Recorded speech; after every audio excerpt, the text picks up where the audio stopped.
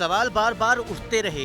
दुनिया के कई प्रमुख शख्सियत ये कहती रही कि जो कोरोना फैला है वो चीन की लैब में बना है और इस कोरोना को चीन फैला रहा है। एकदम सीधे साधे बच्चे की तरह इस बात को नकारता रहा, बार बार कहता रहा कि नहीं, कोरोना से हमारा कोई लेना देना है ही नहीं। लेकिन अब जो खुलासा हुआ है वो चीन की सारी पोल पट्टी खोल रहा है। खैर, अब तक जो चीन अपने चाइनीज सामान के लिए जाना जाता था, अब वो चीन कोरोना को फैलाने के लिए भी जाना जाने लगा है।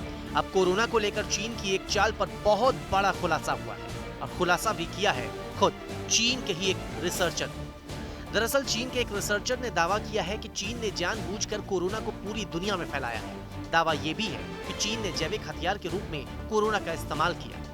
ये भी कहा गया है कि जानबूझकर लोगों को संक्रमित किया गया है और दावा तो ये भी है कि चीन का ये अभियान एक तरह से जैविक आतंकवाद का हिस्सा रहा। मतलब समझ रहे हैं, जो आरोप चीन पर लगाए जा रहे थे, ठीक वैसा ही दावा भी किया गया है। एक तरह से पूरी दुनिया के खिलाफ चीन साजिश रच रहा था। खैर, खुलासे तो और भी किए गए हैं। रिसर्चर की ओर से कहा गया है कि उसके साथियों को कोरोना वायरस के 4 स्ट्रेन दिए गए। उनसे कहा गया कि पता करो कि कौन सा स्ट्रेन ज्यादा तेजी से फैलेगा। साथ ही ये भी जिम्मेदारी दी गई कि पता कीजिए कि कौन सा स्ट्रेन ज्यादा से ज्यादा प्रजातियों को संक्रमित कर सकती है।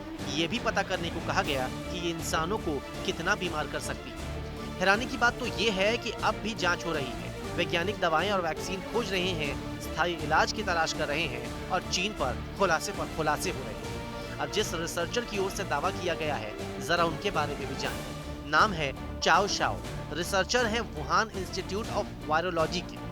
मतलब समझ रहे हैं, उसी वुहान के जहां से ये कोरोना फैला था।